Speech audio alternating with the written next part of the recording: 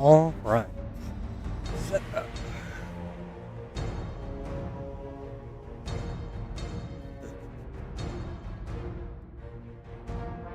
Okay.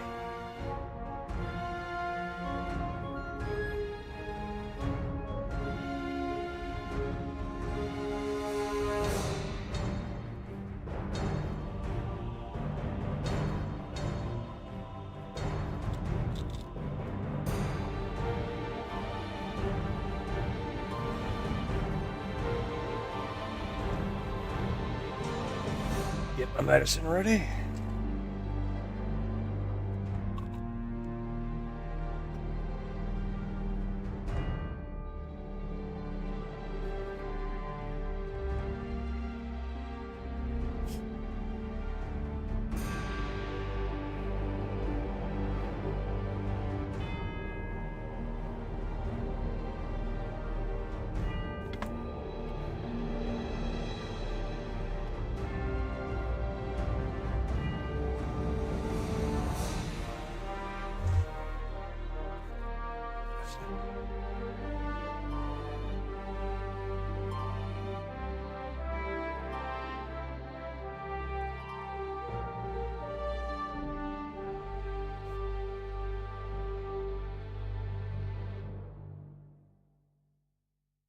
Alright, gonna do a little bit of a call to arms. My current favorite strategy game. And I'll be trying to catch up on the news with Timcast IRL.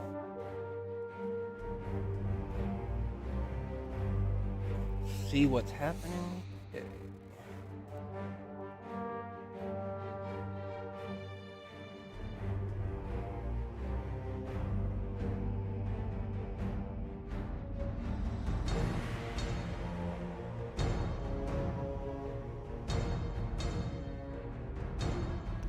Following Biden's secret authorization for Ukraine to fire U.S. HIMARS rockets into Russian territory, Ukraine has done so. I will stress this. Biden has authorized Ukraine to strike Russian targets using U.S. weapons. I call that Biden being the chief military officer of Ukraine. I call this Western forces attacking Russian territory. Well, that's where we currently are.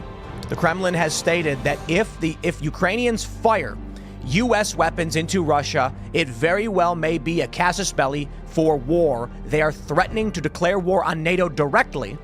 Dmitry Medvedev says this is not Ukraine doing anything. They view this as NATO-supplied and supported weapons firing into their territory. And it's happened. There's videos. The New York Times is reporting this. And here's my favorite part. When I tweeted out that Western forces have begun firing weapons into Russia, I get a community note saying it's not accurate to call them Western forces because Ukraine is a sovereign nation that can only take military action if Joe Biden gives them the approval to do so. A sovereign nation that is trained, armed, funded by NATO. A sovereign nation where Blinken in the United States says that Ukraine will be in NATO. Yeah, ain't nobody buying it. We are not stupid. This could very well be the brink of World War III, or maybe we're already in it. I don't know. Russian state TV is already saying this is World War III. A lot of people in Europe have been saying it. My friends, there's not going to be a clear line where we know when it's begun. I don't think there's going to be a very easy shot heard around the world. Maybe this is it, maybe not. There were drone terror strikes in Russia already. Who knows? This could escalate, as we've already gotten reports that Russia has removed a line of demarcation from a lake that separates Russia from Estonia. Moves may already be in place for this war to expand. And what are we supposed to say? It is Western forces that have opened fire on Russian territory. Now, sure, Russia invaded Ukraine, but it is now NATO-supplied forces and Western powers attacking Russian territory directly. Call it whatever you want. We're going to talk about that. We got a bunch of news pertaining to Hunter Biden's trial. Donald Trump is going to get his concealed carry revoked. Now that's just terrible. Two-way absolutist, right? And then the World Health Organization is saying bird flu is now in humans and a man has died. I hope you're ready for how wild this year is going to be. Before we get started, my friends, head over to castbrew.com and buy coffee. We got Alex Stein's Primetime Grind. We got Ian's Graphene Dream. Which one's the best? I don't know. You decide. Alex Stein's Primetime Grind, 2 times caffeine. Drink responsibly. It is a dark roast. Ian's Graphene Dream is low acidity. That's something I've never had a low acidity coffee, but Ian he assured us that's the right one. If you want to support the show, you like what we do, go to castbrew.com, buy our coffee, help support our efforts at building physical locations where y'all can hang out, and head over to timcast.com, click join us, become a member to support our work directly, because this show is only possible because you guys are members. So smash that like button, subscribe to this channel, share the show with your friends. You can follow me. I never introduce myself on the show. I'm the only one who never does.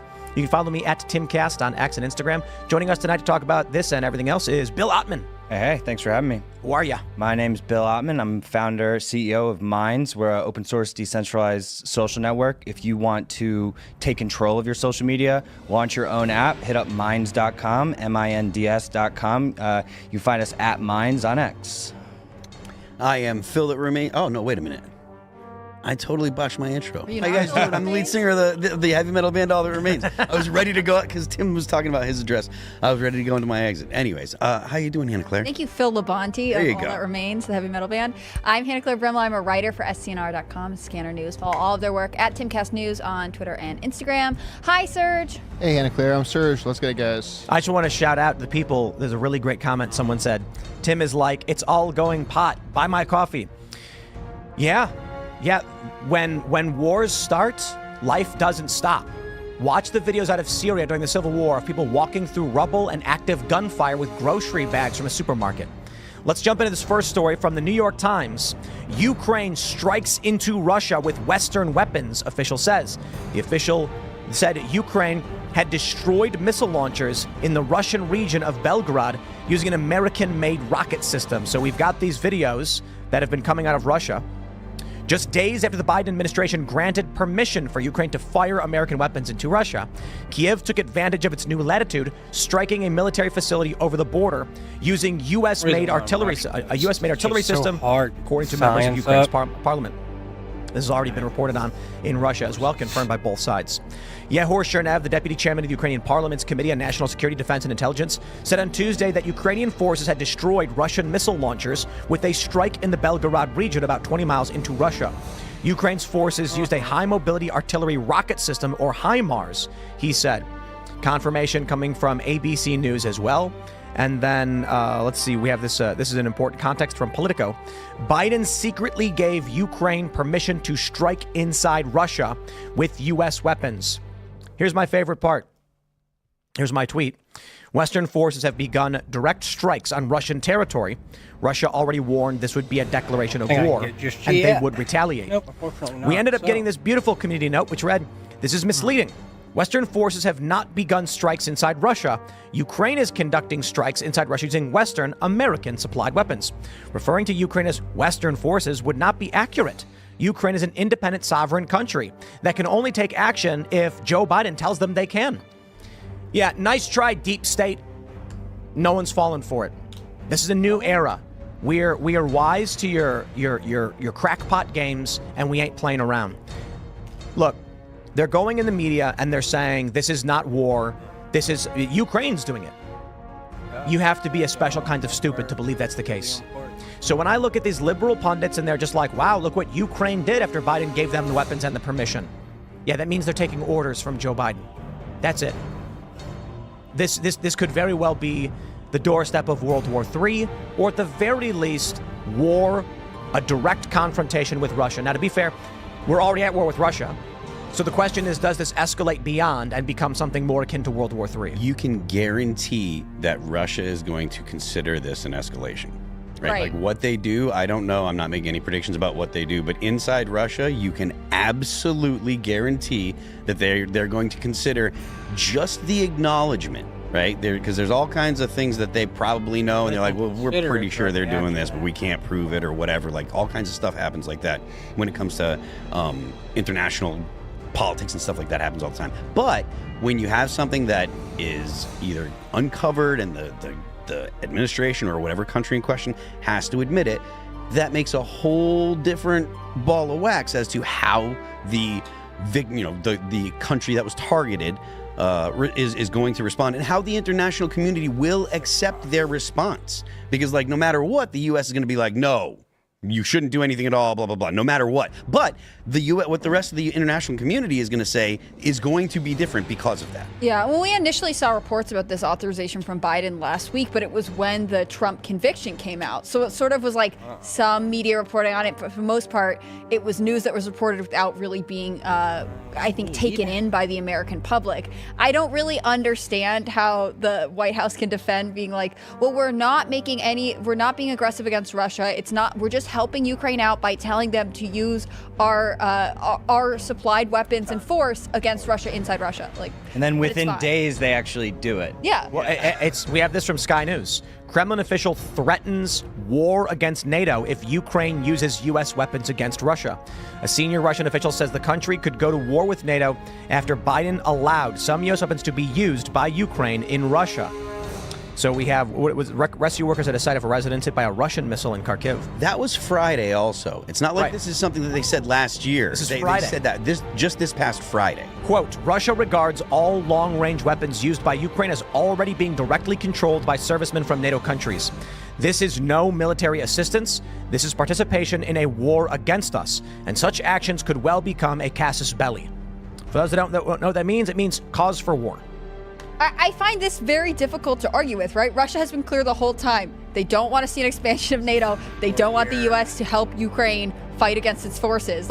They have been consistent in what they've said this whole time. Now, I don't agree with everything that Russia is doing. On the other hand, what did the Biden administration think was going to happen when they were like, no, it's fine. Go ahead and use these weapons. Russia will be cool about it. I just don't understand the logic. And again, there's a certain level of arrogance, I think, coming from the Biden-Harris administration saying oh, well, we can keep telling the American people we're not involved. We're doing the right thing. We're helping Ukraine when actually we have every signal that they are doing everything they can to escalate this war. He went on to say it would be a fatal mistake on the part of the West to think that Russia was not ready to use tactical nuclear weapons against Ukraine, and spoke of the potential to strike unnamed hostile countries with strategic nuclear weapons. How you guys doing? This is stupid. What is the leadership here doing? It's a game of chicken.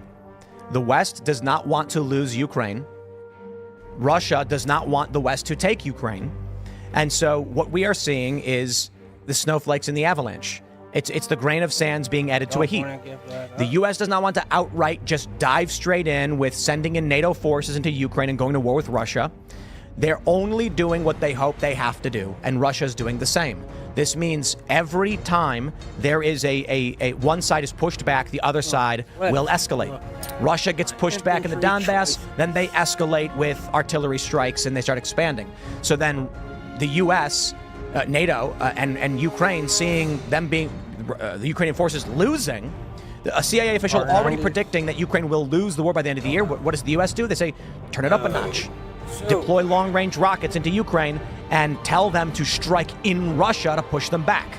Russia is now likely going to respond with an escalation of their own. There's not going to be a very simple shot heard around the world. This war will be going on for some time, but maybe we're not quite at the point of a World War III. Maybe that will be if and when Russia fires a tactical nuclear strike somewhere in Ukraine to advance their position on the battlefield or to maintain their control of the Donbass region.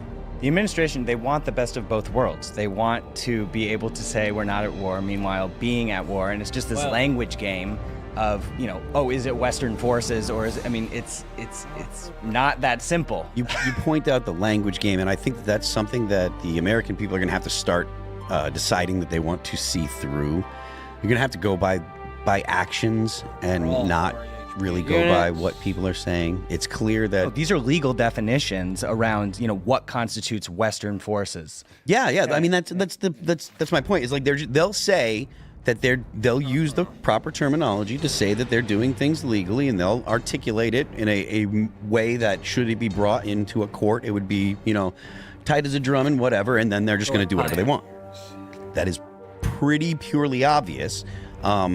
So the American people, the only option we have is the American people have to decide that they want to vote a different way. They want to decide that they want to vote for people that will not behave this way. Right, and to not get them further entrenched in foreign conflicts, right? Like, I don't think anything done under the Biden administration internationally has really been to, or I should say very few things, but definitely not in Ukraine or Israel. Like, I don't think we are benefiting the American people who we have an obligation to first. I think we're not even helping the Ukrainians in this point because we're just looking to escalate war, which always results in more death. There's no honor in war anymore. It's just There never was. manipulation. I mean, yeah, not that there was. Fair enough. Yeah, but I mean, you can't just declare it. No one declares war anymore. Europeans have some weird kind of sense of honor in war during perhaps like the colonial era in the United States. If someone waves the white flag, respect them and let them come in. Well, you kind of had to, because if you don't communicate, you can't end the war. How do you accept a surrender? So if someone waves the flag, you don't fire on them. And we try, but real war, when we're talking about people actually fighting for survival or existential threats, tain't no such thing as honor or integrity. No such thing as a war crime. They say, oh, Russia's guilty of war crimes. That means nothing unless you win. Russia's going to do whatever they have to do, and if they win, then it's the U.S. that committed the war crime. And then they'll say the U.S. has to pay reparations or something like this. But the U.S., of course, being very far away from this conflict and it being on Russia's doorstep, of course, Russia's never going to stop. NATO and the United States are not going to stop either. And so I don't know where this ends up, but perhaps this flies over the head of the average American. The reason why I get that community note on my tweet is because deep state shills are like, we can't let people know what we're doing, so we need to downplay this, but no one's falling for it. But the average person's on an X anyway. If Russia fires a nuclear weapon into Ukraine, there is no hiding that. No. That will be a shot heard around the world moment, and the U.S. government, Biden, whoever, will not be able to ignore it. Heck, maybe they're counting on it. I mean, I think the same thing can be said from probably internal Russia perspective, right? It's really easy for them to point towards NATO's actions and say, look, they are specifically threatening us. I think of when they admitted Finland to NATO. That doubled NATO's border with Russia. And we were just supposed to act like Russia wasn't going to see that as a threat. Like, maybe Finland was right to join me. I'm not going to debate whether they should or shouldn't have been admitted. I'm just saying, like, everything we do to make NATO bigger on Russia's doorstep is perceived by a threat by Russian leadership. We should abolish NATO because without NATO, there is nothing that will prevent us from behaving like we have NATO, right? If you say, hey, we're going to dissolve NATO, all of the countries that were in NATO can still have friendly relations, can still support each other with military action if they want to. You can still do all that stuff, but you don't have to have the organization that will inherently draw the United States into war if a member nation is attacked. And it is no longer the situation where the United States absolutely prevents aggression. Right. It is no longer the case that the United States, being an ally to a country, will guarantee that there will be no aggression. Right. There's asymmetric warfare. There's all kinds of ways to go after nation states nowadays that are not actually big military. So the United States does not offer the same kind of protection that it used to be, or the allying with the United States doesn't. Ladies and gentlemen, I give you this story from militarytimes.com. Lawmakers move to automate selective service registration for all men. I hope Gen Z is listening to this one, and Gen Alpha. And I hope people who have kids who are Gen Alpha are listening to this one. Now, to be fair, if you're a dude, you gotta sign up for the draft either way. There hasn't been one in 50 years, so most people aren't worried about it, but I'm pretty sure if there's a World War III coming, and the U.S. thinks it may be the case, yeah, they're gonna draft all of you. Now, I'm fortunate enough that I'm old. Yeah. I am 38, and so I don't gotta worry about it. When you're between like 18 and 26, you're just like, oh, I hope a war doesn't break out where they're gonna make me fight it, and I don't gotta go fight for these crackpots. But Gen Alpha and Gen Z will have to. What is the cutoff for? Well, they. And how are we defining men in the modern vernacular? So it'll go forever. Right? If it's needed, it's just right. Like Ukraine's drafting women now and the elderly. That's what Ukraine is pulling women and the elderly to the front lines, and they don't give them. There's no training. They grab a guy off the street. There's videos of them they'll grab a guy off the street and be like, "You're going to war." and then people freak out like, what's happening? They put them in a uniform, hand them a gun, and say, go. And then they're just cannon fodder. But they don't care. The U.S. certainly doesn't care. NATO doesn't care. So here's the story. A new plan from House lawmakers would automatically register men for a potential military draft when they hit 18, avoiding potential legal consequences connected to failing to file the paperwork at a proper time. Language included in the House Armed Service Committee's draft of the annual defense authorization bill would mandate the automatic registration of all males between 18 and 26 living in America in the Selective Service System, the federal database used for a military draft in the case of a national emergency. It hasn't been used for that purpose in 52 years, but men who fail to register can face a host of legal consequences. Now, I wonder what would be happening right now, where you have a Democrat, Chrissy Houlihan, sponsoring the automatic registration language, calling it both a money-saving and common-sense reform. Why? I tell you this, I can assure you right now, the majority of young men will never agree to fight in a nation where women do not have to, but are granted equal say in government, politics, and favored in courts. There is a huge issue right now with the rise of the likes of Andrew Tate and Pearl Davis, and now you got Homath, and these channels exist for a reason. Young men are not happy with the disproportionate, the second-class citizen system that, as related to things like selective service. You go to an 18-year-old guy and say, you will be forced to fight and die for a country because a female politician who does not have to do it mandated you do so. Now you go back in time and a guy says, I am going to go fight and die, and you are expected to do the same. And a lot of guys were like, it's our duty, we all do it.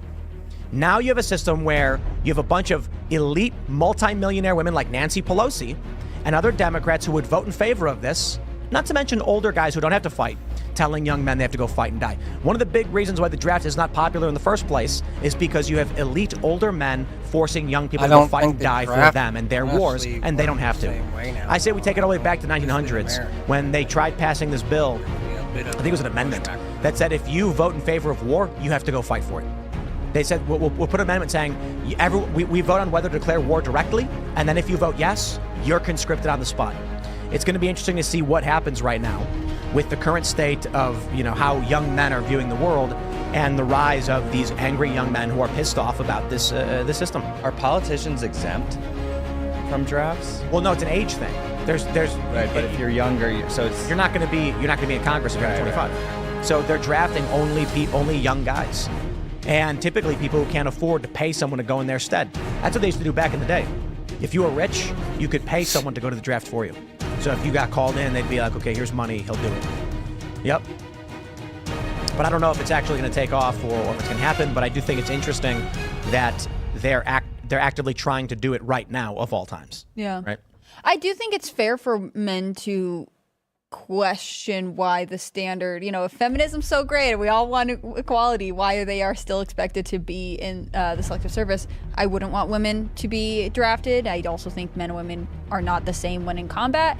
But I think you can't have culture saying one thing and then be like, but actually in this case, you guys have to do this thing. This impulse that to basically get rid of men and women, it has a name, so people, and there's a lot of people that aren't familiar with it, but it has a name. It's called gender abolitionism, right? They want to abolish the concept of gender. We laugh about all the time, apparently. Just sometimes we chuckle about it and stuff, but I tell you what, I was telling the guys in the band that in 2015, I was like, trans people are going to be a big deal. Like, it's going to be a national conversation, and watch, you see it, and they're like, you're crazy, Phil. So I'm telling you right now, if you don't believe me, Google it, gender abolitionism. They want to get rid of the concept of gender between men and women. That is impossible. It is impossible, and it will absolutely wreak havoc in our society if we try it. We can say to trans women and trans men, we'll call you she and we will be polite, but there are going to be places where you are not going to be allowed to be if you're a trans man, and there are going to be places where you're not going to be allowed to be. The military doesn't allow that already. Yeah. In the military, it specifically says for the draft, your identity is meaningless and void. Serious. So but that shouldn't be. I think the point of me saying that there are people that are gender abolitionists is we should not. We should have people that change that policy in the military. Right. My point is the military is saying if you're a trans woman, you're a guy. Well, If you're a trans man, you're a woman, you can't be in the military. They don't care. I thought there were trans people in the military now. If you are, you can't be drafted. Okay. If you are a female, identify as a man, you cannot be drafted. If you are a man who identifies as a woman, you will be drafted. They have clarified this specifically. Males who identify as female are males as far as the draft is concerned. They don't care. When it comes to social life inside the United States, they literally don't care about this. Military has no reason to care. But if you're male, they don't. You're going to war, and they're going to hand you the weapon, and they're going to send you out there. So here's a story. BBC. Russia's removal of border markers unacceptable, says the EU. So the escalation's happening. There's a lake, and half the lake's controlled by Russia, the other half's controlled by Estonia. And Russia went out and removed the international border barriers, or the border markers. Certainly seems like there's an escalation for conflict happening. So I hope Gen Z is listening. You know, it's going to be, they should be excited to hear that they're first in line. And for everybody that says that we're doomers here, like, just tell me where the off-ramp is. I've been saying it for a year. You know what I'm really excited for? I'm excited for, have you guys seen Edge of Tomorrow? Yes. With Tom Cruise. It's basically action movie Groundhog Day. It is. It is, yeah. Just put it That's out. one of the one with the crazy plane stunt. No. That's all Tom Cruise movies. Edge of Tomorrow is there's an alien invasion. The humans all unite together to fight against the aliens, but they're losing everywhere. And so Tom Cruise plays a propagandist, PR guy who works for who's in the military, and he's like, his story is that he did ROTC and then went and ran a marketing firm. So when it came time, he said, I'll do marketing for the military. And then one of the generals of the Allied forces wants to send him to the front lines with a camera to film their new exosuits that they can fight with to push back on the aliens. Oh yeah, I have seen it. And then he gets covered in alien blood, which sends him in a time loop. So every day he wakes up at the same time and then ends up destroying the aliens. I'm excited for Harry Sisson, because he's like sitting there smiling, shaking hands with Biden, and then it's going to happen. I mean, it won't be literally like that, but they're like, hey, look, when the war comes, you're going to have to convince everybody to go fight and die. If it comes down to it, he's going to be the kid they're going to hand the camera to, and they're going to say, have fun in Europe. Well, if you think Lines are calling, buddy. If you think Biden's such a good president, I mean, hopefully you'll be like, yes, of course, President Biden, I will go into this war. That sounds great. I mean, He'll be crying. No, I doubt they would want to go. The thing is, like, I think the anti-war sentiment in America is really strong. So I think there are all kinds of generations that would normally be anti-war that are suddenly having to face the reality that they are advocating for a president that is pro-war. Right? You really do not see Biden lining up, cheering on, or getting ready. I'm going to go to Ukraine. No. Don't see it. No, they're happy to hang the flags and they're happy to have the flag flown during our Congress, but they don't actually want to be the people to be on the ground. And I think that's the maybe generational gap between generations that have faced hardship and have been closer to war times versus the younger generations today. Like they don't have a concept of what it's like. I think Russia removing the barriers is interesting. Again, because this is obvious, right? There is clearly a de-escalation plan, and I think the Biden administration is making this work for everybody. I don't think they're doing anything to stop Russia from seeing NATO as an increasing threat. And so why wouldn't this is all just more until, I don't know, what, Ukraine collapses? What is the plan here? And the reality is I don't think there is one. It's just ego versus, This is an interesting story from today, but also the least relevant. World War III has already begun, claims Russian State TV. Literally don't care. Well, because they've said this 80 times already, so it's like, yeah, we get it. when did World War II get classified as World War II? Like, when did people start calling it World War II? I can't speak for World War II. It was obviously sometime after the war had already started a ways into it. Right. But this is actually a question for all wars. Yeah. When did people begin to refer to the war by name, and when did they realize they were in war?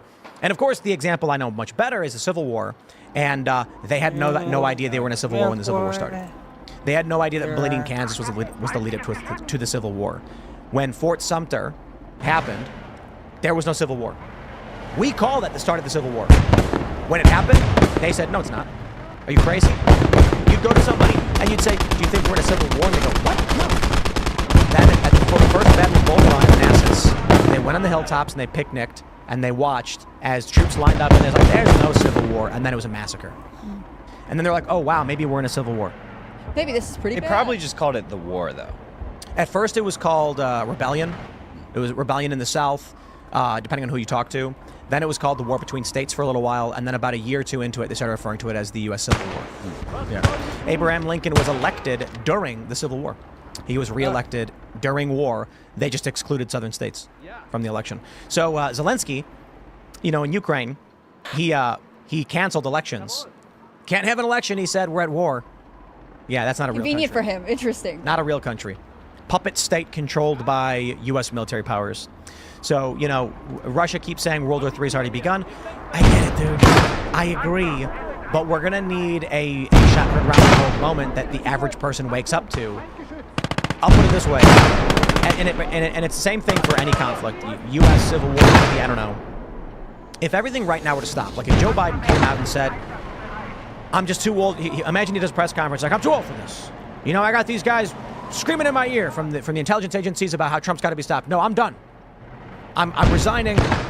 Donald Trump should win the presidency. It's enough fighting in this country. We're going to come together. And everyone's like, wow, what's going on? Then Trump wins, and Trump says, you know, we're going to mend this nation. We're going to bring it together. And I go, wow, we're watching de-escalation. That's never going to happen.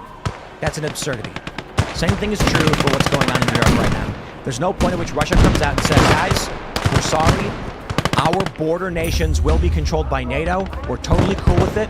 We will surrender Crimea and our access to the Black Sea. We will surrender our access to the Mediterranean. And we will no longer sell energy to European nations. Never going to happen. I also don't think Zelensky would ever want America to withdraw the monetary and military help they have here, right? He's giving Biden a hard time for not coming to this peace summit in a couple weeks. Like, there is a level of, like, it has done his presidency wonders to have this conflict, to be a wartime president. Literally allowed him to stay in office. Zelensky? Yeah. Well, that's like saying the janitor of a company doesn't want his employer to remove the trash cans. Maybe, but I think it means, like, I think the other thing is that he is not really incentivized to de-escalate this war, right? If you know the U.S. has no authority. Right, but also if you know the U.S. Time for another most important election of our lives. Pod Save America. Content news site that you can't escape. Plus the humor and as much hope as you can muster to make it all bearable. Subscribe to our YouTube channel to never miss an episode. Real to what the U.S. is doing in the idea that Zelensky is like, I'm president and I hope I win again is like just, you know, come on. Well, he doesn't need to win again because he can just be the president until he decides elections come back. Well, no, I get what you're saying. It's With, whatever like, Biden it's not says. whatever. It's what Biden says. I get that. But I'm also making the point that Zelensky is benefiting from this. Like, he can comply with whatever Biden's doing. There's no benefit for him for resisting like Biden. the way a janitor benefits by getting a paycheck for being paid to clean up the floors. Sure. I mean, Zelensky any is an kind of employee. henchman in a corrupt company would benefit from it. Zelensky is the employee of the West. He is there to do the job he's instructed to do, and that's it. His elections don't matter. There's already no elections. He's just an employee as far as anyone would be concerned as to what's actually happening in that country. He has to get permission from Joe Biden to use weapons against Russia. Yeah, because he's an employee. That's it. Maybe a servant is a better word. Under the command of. There's no elections because Biden and military intelligence, as its CIA said, there's not going to be elections. We're not going to change out which puppet we're using for control of Ukraine. So just don't do it. And there's no one in Ukraine who can resist. And no country is going to intervene on behalf of Ukrainians. They fled. The people in Ukraine have fled a long time ago. They don't live there anymore. Can't even. I mean, and if Ukraine falls, then 20 years from now we'll be like, oh, so you're Ukrainian? Wow. So what is it like now? There's no Ukraine anymore. There's no country called Ukraine. Remember Bohemia? I knew a guy who was Bohemian. Take no Bohemia anymore. All right, well, let's bring it back home for all you guys, because we're here to just ruin your day. This is from NBC News. World Health Organization confirms first death in Mexico from bird flu never seen in humans. The 59-year-old was the first lab-confirmed human case of the infection with an H5N2 subtype of the virus, which has been reported in poultry in the country. How dare you blame chickens? They ain't doing nothing wrong. You put them there. Now look at this flock of white broiler chickens. Indeed it is. The World Health Organization said on Wednesday a death was caused by the first laboratory-confirmed case of infection with a subtype of avian influenza. This is the first laboratory-confirmed human case of the infection with H5N2. We read that already. The victim had no history of exposure to poultry or other animals. The person had multiple underlying medical conditions and had been bedridden for 3 weeks for other reasons prior to the onset of acute symptoms. This story is going massively viral because people think we are going to get another lockdown. It doesn't seem like it's actually dangerous enough. They said that he had underlying conditions, etc. So it's likely that they're reporting this because they're looking for clicks. But at the same time, I don't think that it's out of the question that something like that could happen. They've been warning about bird flu for 6 months. Yeah, and they were saying that it's got respiratory symptoms a couple weeks ago. They've been warning about this for a while. I don't know if you could. There are parts of the population that would probably agree to lock down. What I find interesting about the bird flu is that they're kind of attaching to everything. Like for a while, the U.S. health authorities were saying, "Don't drink raw milk because it's bird flu." And it just seems like it will become the boogeyman, maybe for lockdowns, but also maybe to give up alternative lifestyles that the government doesn't want you to have. And it's not just in Mexico, because we have stories popping up quite a bit. Reuters says bird flu reported in Iowa dairy herd expanding U.S. outbreak in cows. Come on. They're saying they're culling millions of chickens. They're saying it's in cows now. It's spread to mammals. Now they're saying someone died from it. It certainly looks like they are planting the seeds to the point where in 2 months, they're going to be like, the threat of bird flu is too great. It's got a 60% mortality rate. You're lying. I mean, it's definitely not out of the question because they've done it. You know, whether or not this is whether this is the actual thing that they put the trigger on, or that would make the people in positions of power decide to go and do this, because they know that it wouldn't be easy the second time. They don't need a lockdown. They need only a guideline. Because as we saw in 2020, lockdowns were mostly fine. Guidelines were issued, and private businesses decided to require mandates. So what happens then is insurance companies require mandates. Not even that. This is what we predicted a couple years ago. First, we thought maybe COVID. Now it's looking like maybe it'll be bird flu. They're going to come out and say, we are not locking down. The economy can't handle it. We wouldn't do that to you guys. We all agree. But we think you guys should be aware of the risks. Now, because of the risks, and no lockdowns, but because of the risks, we're going to have universal mail-in voting as an option for all of you who are concerned and don't want to congregate at polling stations. So we'll be sending out your universal mail-in ballot, every single person, and, we're good. And if you want to protect yourself, maybe you can take the shot. I don't know about bird flu for that. I mean, they already do the flu vaccines and stuff. But I think the bigger issue is how can they get universal mail-in voting pushed harder and further. So we got data out of Iowa for their elections. We got data out of Texas's, I think, 23rd district with Brandon Herrera. The turnout's apocalyptically low. 29,600, I think. Was it 29,600 people voted in a district of 770,000?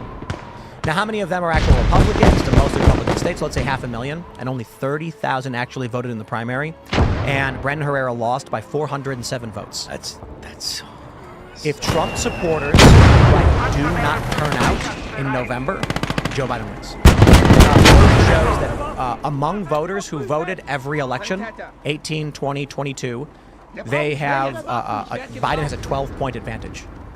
Among voters who only voted one time in the past 3 elections, Trump has a 12-point advantage. If Trump supporters don't show up, Biden wins.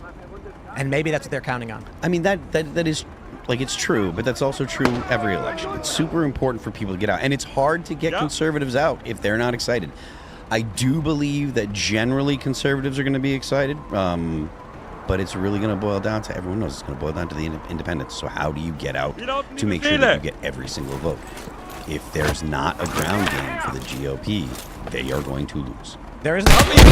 There's one guy, Scott Presler. I think that this weird ground game of Trump being in the media and more people being upset about the conviction or different things like that. Although we did see polls that said, for the most part, independents, the conviction in New York made them support Trump. On the other hand, for the most part, people have already kind of decided who they're voting for. I think the biggest obstacle for voter turnout is always going to be basically what happens in the last 8 weeks before the election. Like, stuff that happens right now helps build tension, but I think people who are on the fence about going to the polls make their decision in September and October, and that's really when we're going to know what voter turnout is going to be like. Obviously Scott Presler, there are a lot of people trying to get people registered. There's good effort. It's not that people should be complacent now, but I think when it comes down to those really hard to get voters, it's the final days that make a decision. I don't know how you feel about this, Bill. Yeah, I mean, I'm curious to hear a little bit more about what your guys' experience at the Libertarian Convention, and it just seemed like Serge says Question is, Well, I can mean, I take this? I think we're dried up on that one. Okay. Everyone's kind of just like, we're going to do a post-mortem with Dave Smith, Clint, and Angela. Well, the Libertarian Party has basically just nuked themselves, and now they're all basically, they're basically Trump supporters. But yeah, exactly. It seems like the point that I think, you got to give Let's credit cross to Trump this for bridge, speaking there. honestly. Yeah, true. That, has a significant impact. But yeah, it's just wild that they nominated that guy, and it's just such a mess. There was a podcast today of I believe it's the Reason podcast. I forget what they call it, but they were questioning Chase about the trans stuff, and he did not have a convincing answer. First of all, second of all, I don't think people are okay with the libertarian idea of it's okay to trans the kids if the government isn't doing it. Well, I think that the American people want to have stay something. on point. To nominate a guy who's like, businesses can mandate medical treatments for people. This is the problem with that's why people call them lol libertarians. They're the same. They're the other side of the coin of communists. Idealistic, nonsensical, mumbled garbage. Now you get like, the Ron Paul libertarians. Make a lot of sense. We want sound currency. We don't want foreign wars. We want a country that makes sense with limited government. Oh, I get that. And the Libertarian Party is basically just like, the government can't make us do it, but private entities can. And so then you get mandates run by private companies that demand it. Did Dave want to get nominated? No, He was running at one point. But didn't he was never running. He had a lot of support. People wanted him to run, but I don't think He never ran. Right. He was never running. But like he's just like the obvious choice. Yeah. I mean, he's the only way that they would have any kind of support. Right. It's unbelievable. Are you? So I think what we'll likely end up seeing towards the end of the year is not lockdowns, but some kind of justification to be used to expand universal mail-in voting, which will maximize voter turnout, which guarantees more Biden voters, and Trump voters aren't showing up. I don't know. I think it's hard to say at this point. I would be interested to see, have a campaign staff before Trump. Have them explain what they're doing a little bit more, because we do talk about a lot, again, like Scott Presler, things like that. Leading into midterms, there's this whole thing about the red wave, and this is going to motivate people. Obviously, Virginia was sort of a high point for some conservatives, but it wasn't exactly what we needed to be. The variables for this election are so much more complicated. I was listening to an interview from Michael Watley, the chair of the RNC, and they were saying, so how are you going to have your convention if Trump's in jail? And he was like, we're thinking about all the contingency plans. We're thinking about it. People don't really know how to the next couple of weeks. It's hard to say what the atmosphere in America will be like in November, other than to say I think it would be very tense. I wonder if the Trump administration or the Biden administration, it's like when I sat down with Trump, one of the last things he said, I hope you win. He's like, we better. And I'm like, they don't know. They're trying. You know what I mean? But I'm not even convinced the Biden administration and Democrats actually have a plan. I think they're like, let's just try and put Trump in jail. Then what? I don't know. Just do it. And that's where we're at. I feel like he knows so much more than he... Trump? Yeah. About things like the declassification of Epstein, JFK, 9/11. Like, he looked into UFOs. Like, he looked into all those things. He knows. He could be talking about that. And I think that's how he wins. Talk about that stuff. Talk about what you can.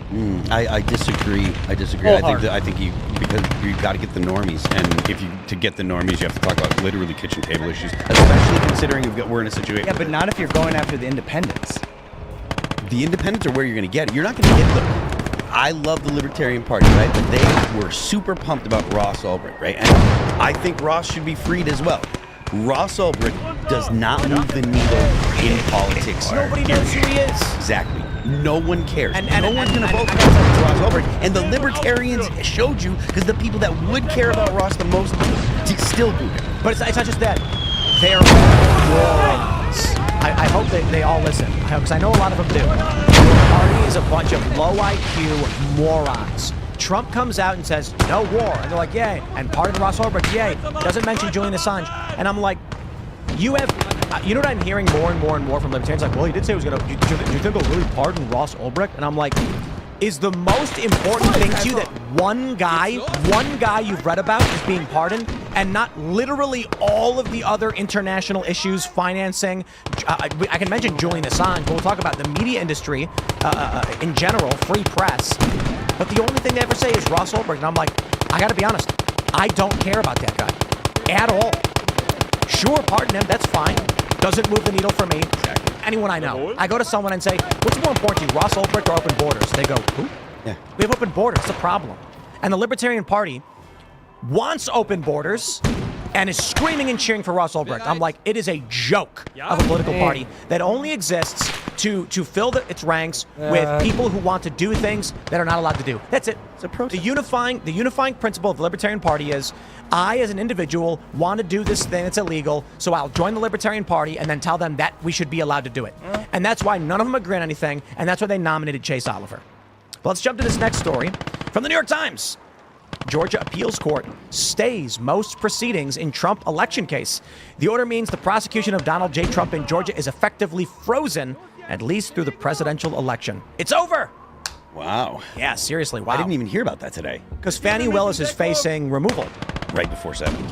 Yeah, the Georgia Court of Appeals on Wednesday stayed the criminal election interference case against Trump until an appellate panel could resolve the matter of whether the district attorney in Fulton County should be disqualified from prosecuting the case based on a conflict of interest. In a one-page order, the court stated that any movement at the trial court level pertaining to Mr. Trump and 8 other defendants who have appealed a ruling following allowing the prosecutor, her name is Fani T. Willis, to remain on the case was stayed pending the outcome of the appeals. And then you've got the documents case is basically being jammed up by Judge Cannon. So it's looking like, for the most part, Trump is winning all of these, except for the local one. And that's funny, too, because that's the one where he can't pardon himself. Now, Georgia, he won't be able to pardon himself either. But it's funny because a lot of people, I hear people in what we can call the normie-verse who do not understand. And, watching some of these shows on YouTube where, like, other podcasts, and they're like, well, if Trump just goes to jail, becomes president, he'll just pardon himself. We're like, yeah. No, you can't pardon yourself for a state-level crime. Now, what'll most likely happen if that were to happen, he would have an executive order. It would be national security situation. He would say, I'm taking authority because it's a national security. It would be some kind of national security directive that they would come up with, and he would say, okay, I'm doing this. And then he would have them, if they protested, then the Secret Service would say, no, the president gave an order, because you can't have the president in jail. If he was in jail with Secret Service, he would just turn to the Secret Service and say, open the doors. Yep, 100%. And they would go, okay. And they would figure out how they make the executive order happen after the fact. There's no local cop or corrections officer who's going to tell the Secret Service no. Nope. Not going to happen. Nope. But especially if he did win the election. If they know that he did win, if he wins, they're not going to. No. But I don't even know that it matters at this point. I mean, I suppose winning would have to happen. But we're in uncharted territory right now. I mean, July 11th, something weird is going to happen. Because I don't think they're just going to move on it. At first I was saying house arrest makes a lot of sense, and that's what I'm hearing on Fox, and many pundits are saying, yeah, they'll probably put him in an ankle bracelet, limit his ability to campaign. I think Brandon Strzok is right when he was like, why would they stop now? They've gone 100% in every single facet. Why stop now? I'm like, you're right. Why wouldn't he push them and make them put him in jail? If every time they come down on him. Now they're arguing they want the gag order to remain indefinitely. Well, and especially You see since that? this comes I didn't down see to that either, no. Judge Merchan, who already said, has threatened Trump with jail time over the gag order. Yeah. Like, he has already floated the idea that he is willing to put Trump in jail. Why would he not now that there's a conviction? Like, we're saying they, but it really right now it comes down to this one guy. Yeah. I don't really agree that normal people don't care about some of those issues. I mean, maybe fair enough on Ross Ulbricht. That's pretty niche. But like in terms of just basic truth about what is going on in the government, the secret stuff that everybody wants to know about. Nobody cares about. I don't agree, man. But it's a fact. It's not. It's a literal fact. Okay. All the how so? polling shows that is what it Like you will not be able to walk up to the average person and say, "Do you care about the CIA?" They'll go, "What do you mean?" I mean, hundreds of millions of people have crypto, and they're happy that he's pushing for. Not hundreds of millions of Americans. What percentage of Americans? A lot, tens of millions. But you're talking about a financial regulatory issue that comes down to members of Congress. People don't care. They're going to ask the chief print the single issue right now for everybody's immigration. That's the largest single issue, followed by economy in general. Why is it hard for me to buy bread and milk? And if you go, I mean, dude, I'll bet you $100 right now that if we go to a grocery store right now and just walk up to some random people and say, "What's the most pressing issue for you in this election?" they're not going to say the secret workings of the government. Fair enough. The economy is But I'm not even talking about immigration, abortion. Israel's going to rank higher than that. And then you might argue, like, well, isn't that stuff tied to foreign policy? And they'll be like, sure, I guess. They're going to say, I want a ceasefire. Or they're going to say, this is ridiculous, we got to support Israel. And then you're going to be like, what about the CIA and the secret government? I don't care. Don't care what that is. Yeah, but I think I don't know. I don't agree. I think people do want secret truth of what's going on, and I think that it's just this lingering feeling, this uncomfortable idea that there's just kind of the shadow government that is running, and they want to know what's really going on. I think it's becoming much more of a mainstream. Bro, if you drove your car 10 minutes up the road and walked into like Dairy Queen and said, "Do you want to know the secrets about the inner workings of the government?" They're going to go, "The what?" I don't agree, man. People have streaming services. They watch crazy videos. Everybody's into this stuff. Yeah, but not what you're describing. What you're talking about is this amalgam of chaotic conspiracy ideas that exist in various forms, where you say, "Do you want to know the secrets of the government?" and they're thinking aliens in the pyramid, and you're thinking the CIA and Julian Assange. Yeah, but I'm saying if you go to someone and say, "No, I'm thinking aliens," I think that that's a totally valid issue that people like. Right. The subject of the story that we're talking about is election interference criminal cases in Georgia and whether or not Donald Trump's going to go to jail. I think a lot of all right, fair enough. But in that is absolutely a key thing, which is causing mass donations to his campaign, and everybody's very excited about it for various reasons on both sides. But I don't know. I just think that the best candidate for president is the one who speaks the most truth. What kind of numbers do you think of like people generally pay attention to politics on a regular basis? Like daily consumers, right? They're going to something every day in America that But that's what I'm saying. I feel like a topic like UFOs is way more mass appealing than boring politics. Well, the reason I say that is because we're talking about in the context of the election. So that's why I was asking about the people who care about UFOs aren't voting. That's not true. It is generally true, right?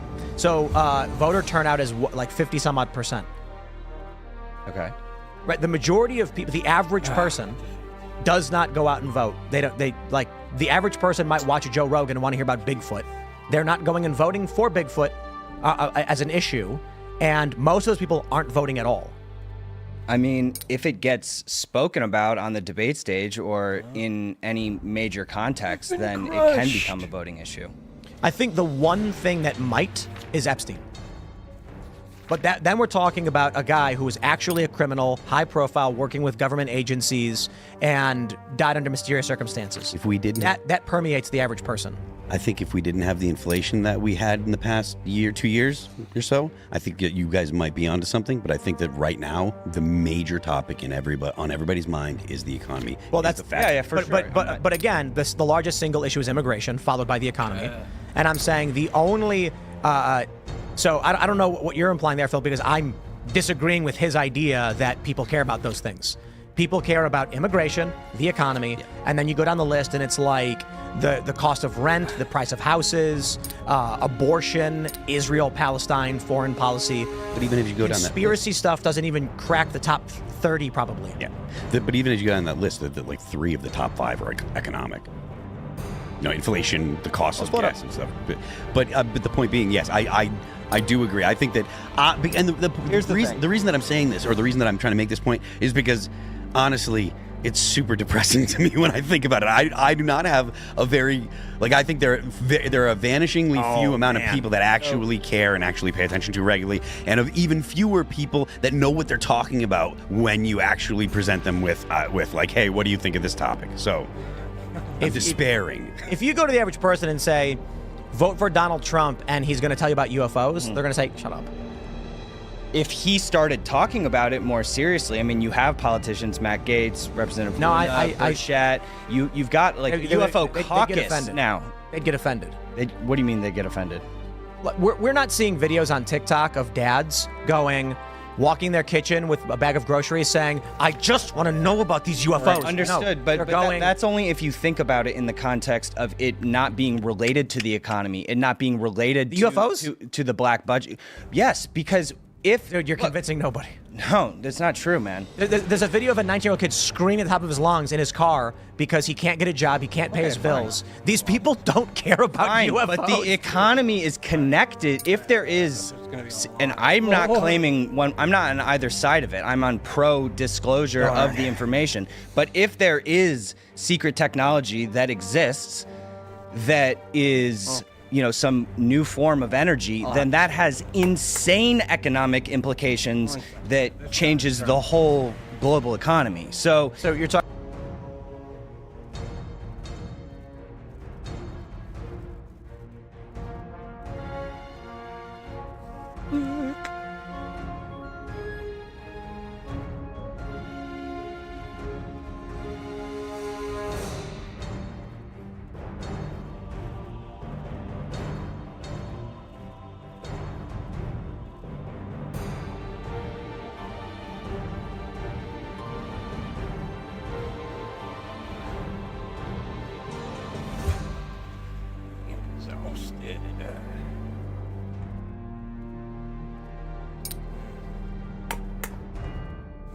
Unfortunately, I have to surrender that one.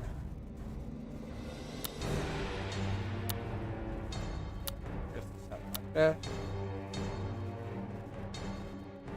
We'll call this Germany Part 2.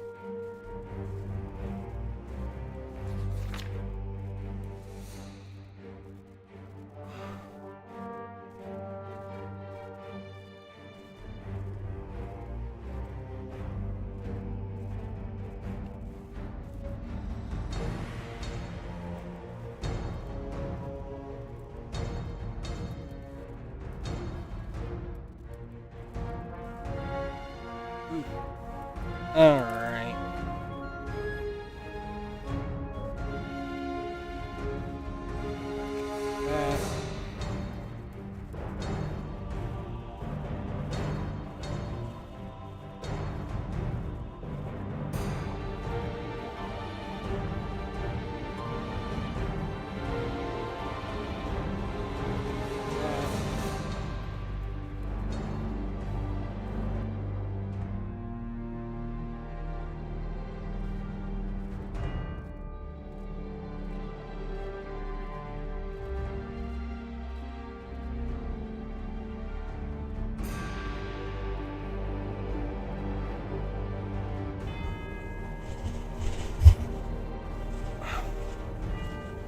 Alright.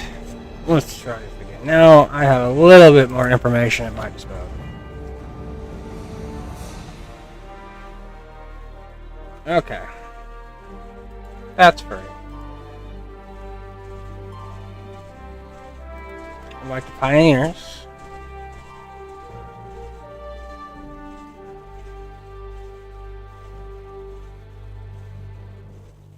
Okay, what do we got here?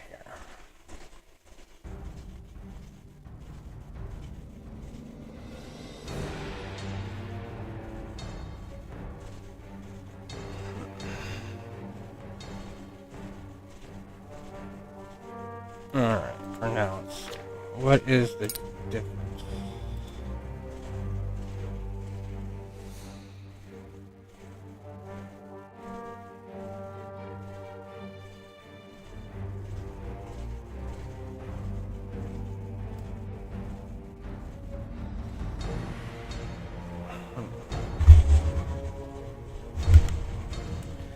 Not bad.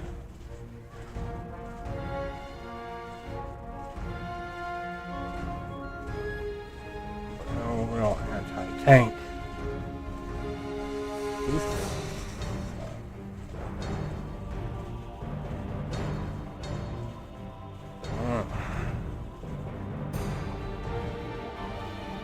Looks like it's a trap. Okay. I could do that.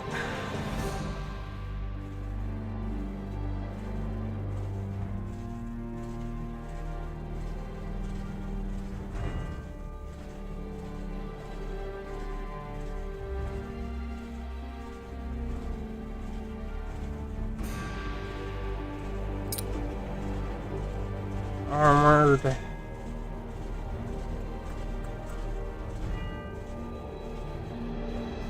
Here.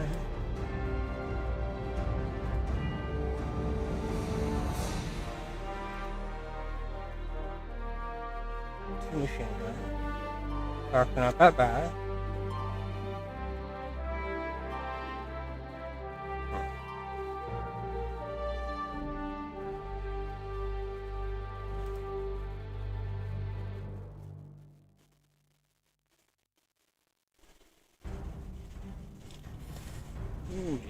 Decisions.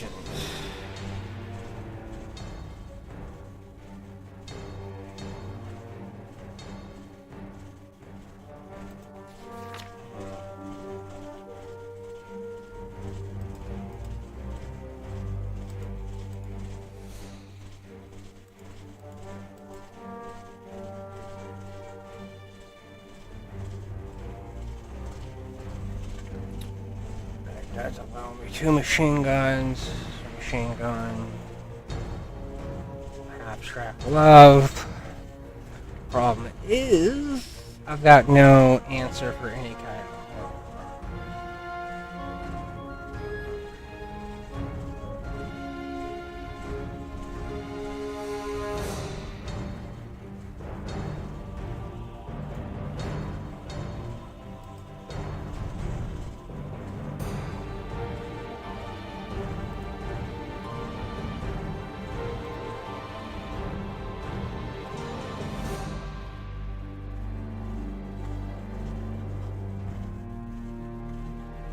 That should do for tanks.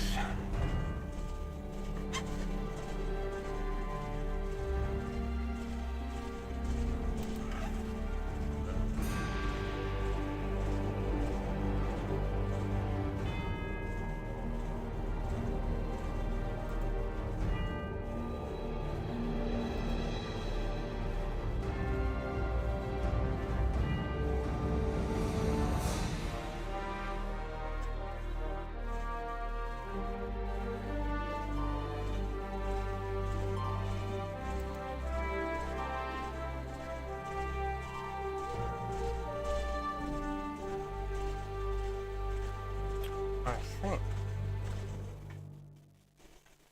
So you're saying there's a cool Koopa Troopa, and if I want to get to it, I gotta do something cool. Okay.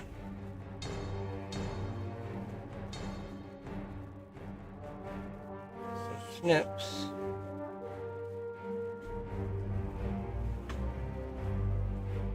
I don't think I need that. Do I need a machine gun crew? I don't really want an infantry gun.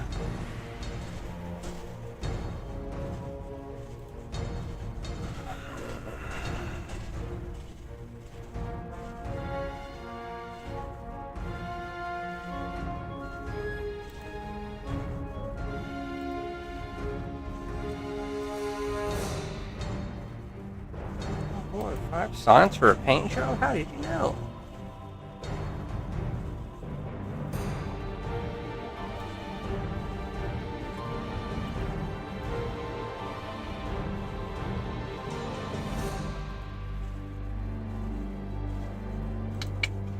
Not what I quite want.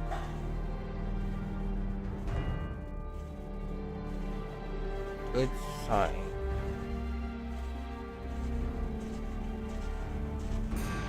Cannot argue.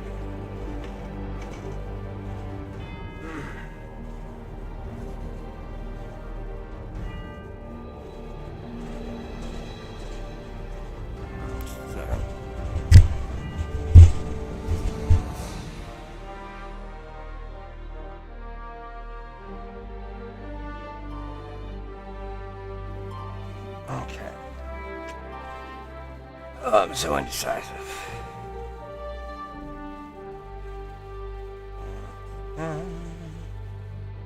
It's nothing up there for sure. Just jet. Full garbage. 2 points.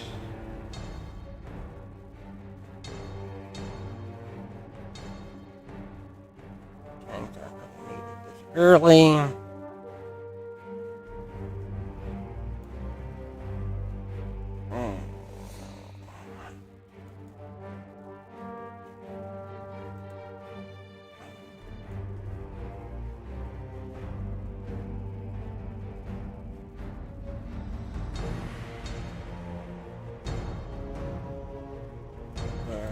Just too much.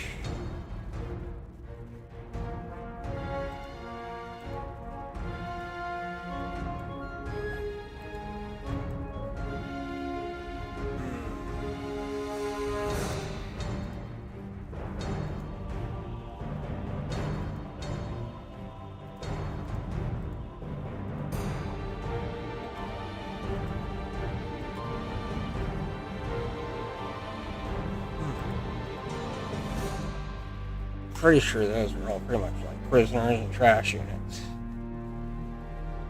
I need something that storms.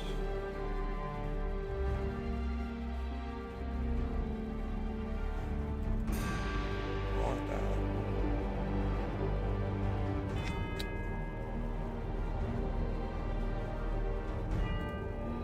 Take that as well.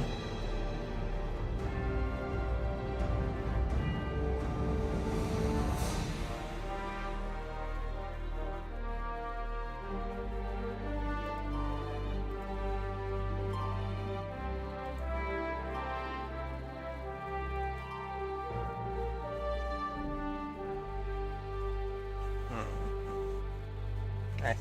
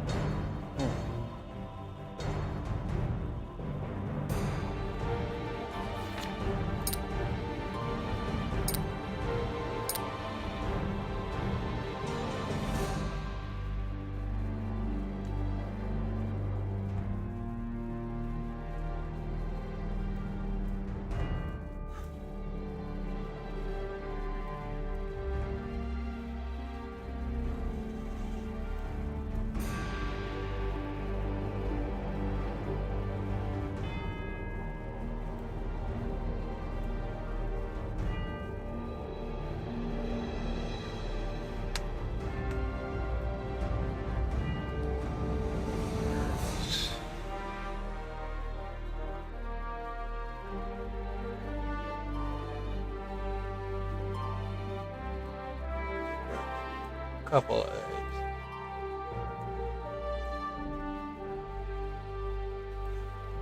There I go.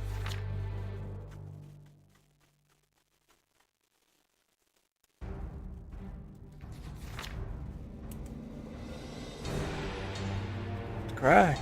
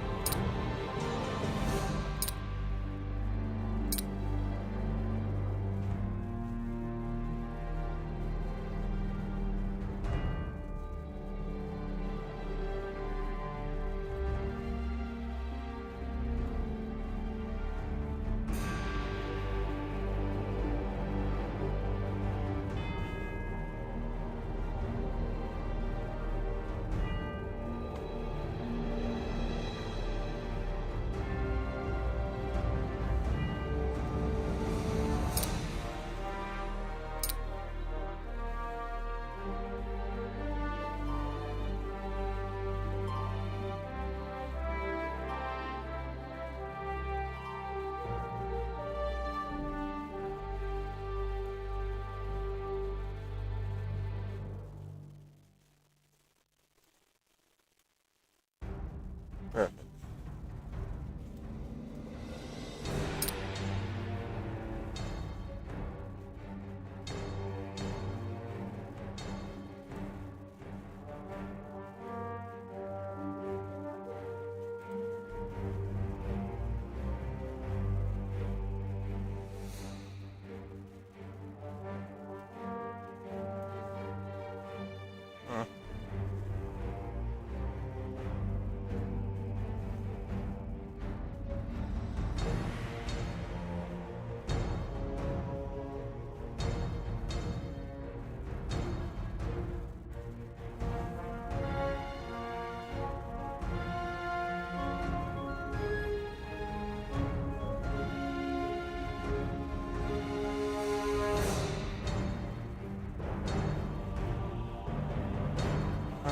Alright, not too bad, not too bad. Let's save my cat. Oh, damn it. Okay.